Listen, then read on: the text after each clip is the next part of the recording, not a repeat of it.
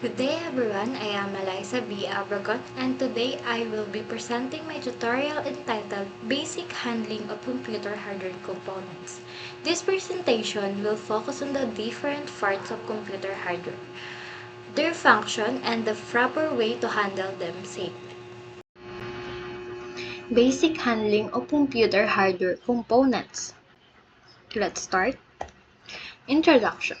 The purpose of this tutorial is to explain the different parts of computer hardware, their function, and to demonstrate the proper handling and basic safety precaution.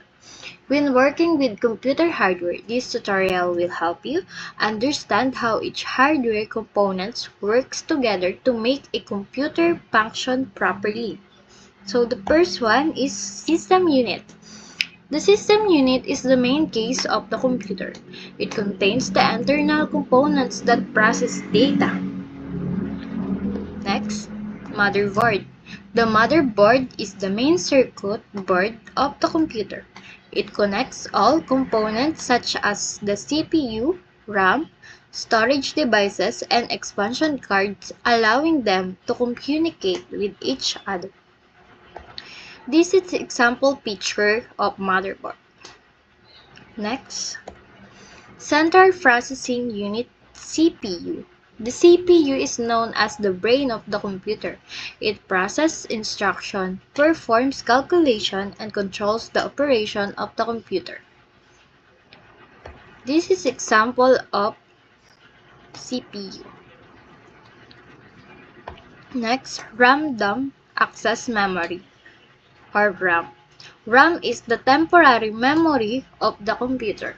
It stores data and programs that are currently in use, allowing faster access. Data in RAM is lost when the computer is turned off.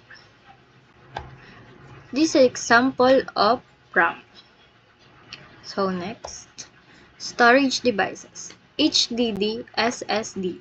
Storage devices store data permanently. A hard disk drive or solid-state drive contains the operating system, software, and user files.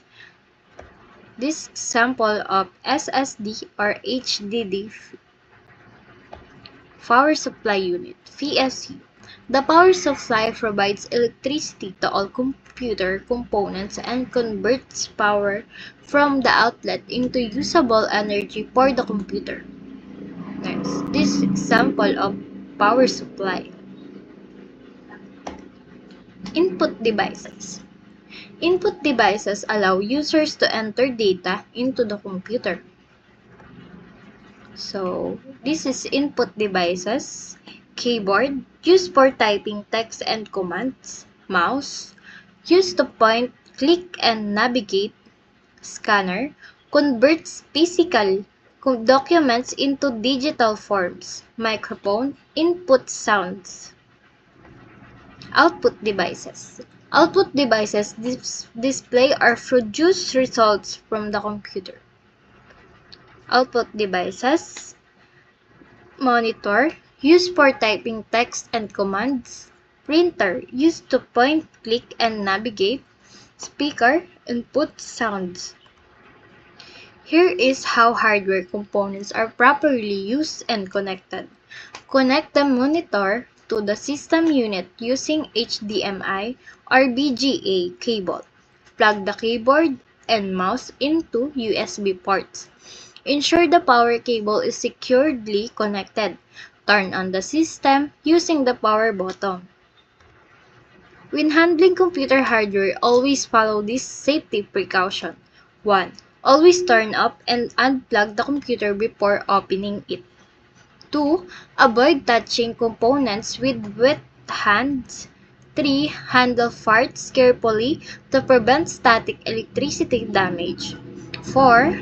Hold components by the edge, not the circuits. 5. Keep liquids away from hardware.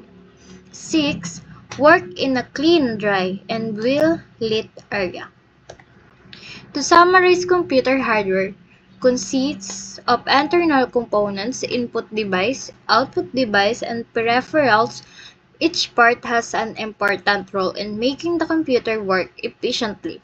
Proper usage and safety precaution help prevent damage and ensure longer hardware life. Thank you for watching, and I hope this tutorial helped you understand computer hardware better.